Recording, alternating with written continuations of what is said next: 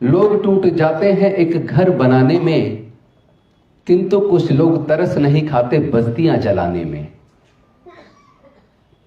कितनी शर्मनाक बात है कि हम लोगों ने संसद में और विधानसभाओं में ऐसे लोग चुनाव में जिताकर भेज दिए कि उन्हीं के संसद और विधानसभाओं में रहते हुए जो डॉक्टर बाबा साहेब अंबेडकर जी ने गरीब से गरीब के परिवार के बच्चे को पढ़ लिख कर डॉक्टर, इंजीनियर, जज, कलेक्टर, साइंटिस्ट, प्रोफेसर बनने का रास्ता बनाया था, हमने ऐसे नेता चुनकर संसद और विधानसभाओं में भेज दिए जिन्होंने गरीबों के बच्चों के पढ़ने के रास्ते को नई एजुकेशन पॉलिसी लाकर एजुकेशन को इतना महंगा कर दिया कि हायर एजुकेशन में पढ़ने के लिए बच्चे को लाखों रुपया चाहिए। तो ये लाखों रुपए के खर्चे वाली एजुकेशन पॉलिसी बनाने वाले लोगों को ताकत देने का काम किसने किया?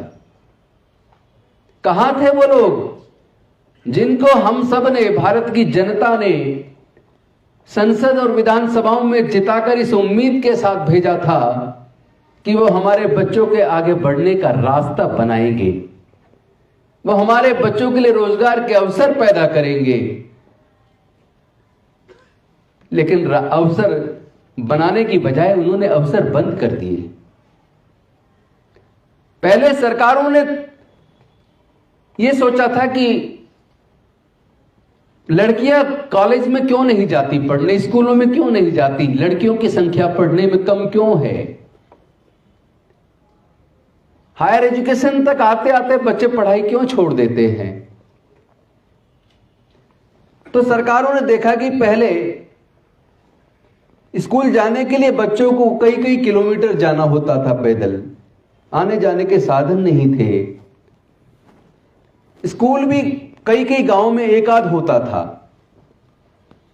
तो सरकारों ने कहा कि पढ़ना बहुत जरूरी है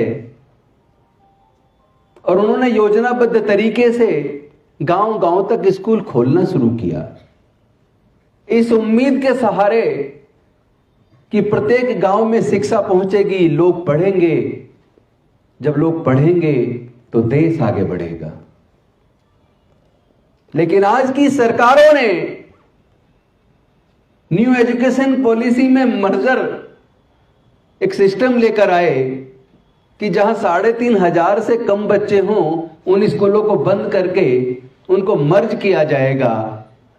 इसका मतलब यह हुआ, ऐसे तो ज्यादातर गांव होंगे जहां एक गांव से बच्चे ज्यादा से ज्यादा 100, 150, 200 पढ़ने जाते होंगे। यानी कि फिर से वही व्यवस्था वापस लाकर रख दी जो लगभग 50 से 60 साल पहले थी, जहां बच्चों को कई कई किलोमीटर दूर पढ़ने के लिए जाना होता था। यानी अब कई कई गांव में फिर से एक स्कूल होगा।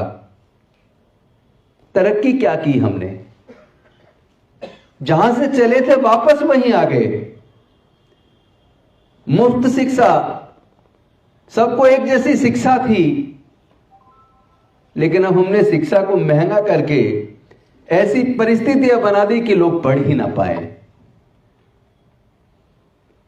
ऐसे में शिक्षण क्रांति अभियान चलाना कितना कठिन हो सकता है, मैं इस बात का अंदाजा लगा सकता हूं।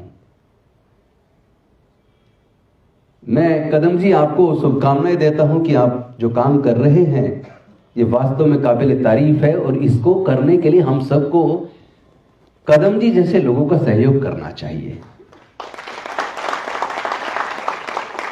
लेकिन साथ ही साथ यह भी ध्यान रखें, केवल आईएएस आईपीएस पैदा करने से काम नहीं चलेगा। ऐसे नेता भी पैदा करो जो संसद और विधानसभाओं में जाकर गूंगे बहरे बनकर ना बैठ जाएं।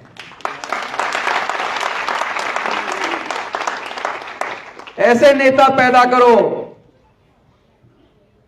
कि उनकी आंखों के सामने सारी शिक्षा नीति को बदलकर लोगों से शिक्षा को महंगा करके जो छीनने की प्रक्रिया सरकार जब बनाती है, उसी सरकार में वो मंत्री और सांसद और विधायक होने के बावजूद अपनी ही सरकार के खिलाफ खड़े होकर आवाज बुलंद कर सके।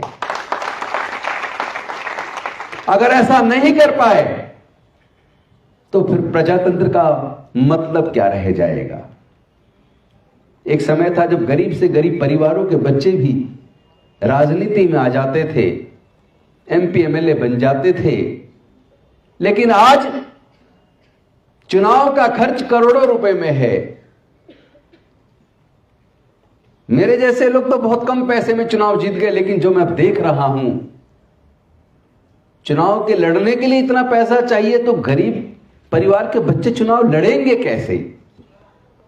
और जब पैसे वाले लोग जो खुद प्राइवेट कॉलेज प्राइवेट स्कूलों के मालिक हैं, ये जो बड़े बड़े इंडस्ट्रियलिस्ट हैं, जब वो लोग अपने पैसे के दम पर विधानसभाओं में और संसद में पहुंचेंगे तो वो तो वही योजना बनाएंगे जिससे पूंजीवाद को और ज्यादा बढ़ावा मिले, जिससे उनकी खुद की पूंजी और ज्यादा बढ़ जाए। क्योंकि वो करोड़ों रुपए खर्च करके सत्ता में आए हैं, तो फिर जितना खर्च करके आए वो उससे ज्यादा बनाने की सोचेंगे। उनसे उम्मीद करना बेईमानी है। मेरी चिंता इस बात को लेकर है कि देश ने एक ऐसे व्यक्ति के हाथ में सत्ता सौंप दी जिसने लोगों को बहुत बड़े बड़े सपने दिखाए। मैं राजनीति की बात नहीं कर रहा हूं, किसी पार्टी की बात नहीं कर रहा हूं, लेकिन राजनीति ही पूरे देश की तकदीर बदलती है, तकदीर बनाती है और तकदीर को बिगाड़ देती है। तो उस पर चर्चा करना जरूरी है। मैं किसी पॉलिटिकल पार्टी की बात ना करके, लेकिन इस पे तो मुझे बात करनी पड़ेगी। कौन लोग हैं जो वो ये कहते थे बहुत हुई महंगाई की मार, अब की बार किसी और की सरकार, अच्छे दिन आने वाले हैं। बहुत हुई महिलाओं की, मतलब महिला सुरक्षा की बात करते थे, 30 रुपए लीटर पेट्रोल देने की बात करते थे, हर साल करोड़ रोजगार देने की बात करते थे।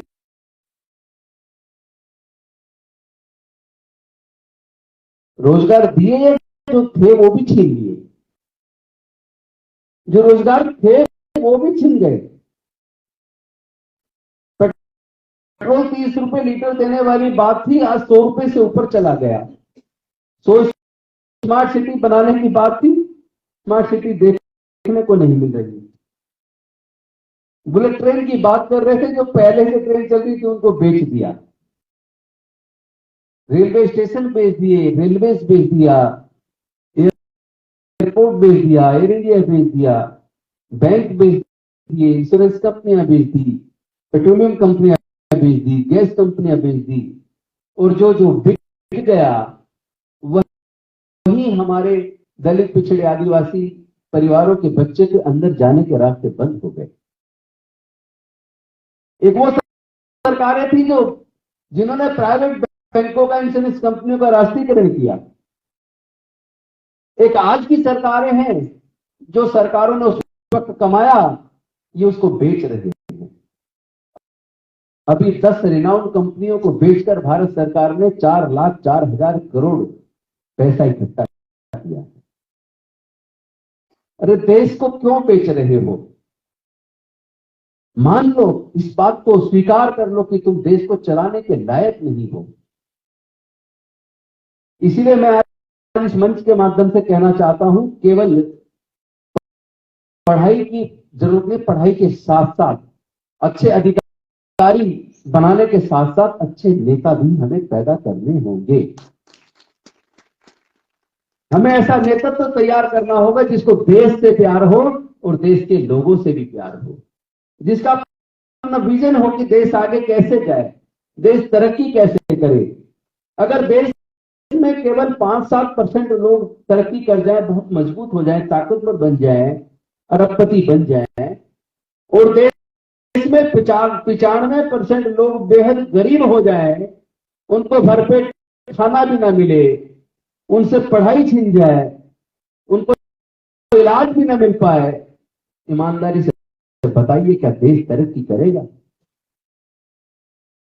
तो देश तो तरक्की नहीं करेगा। सिर्फ वो कुछ चंद लोग तरक्की कर रहे हैं।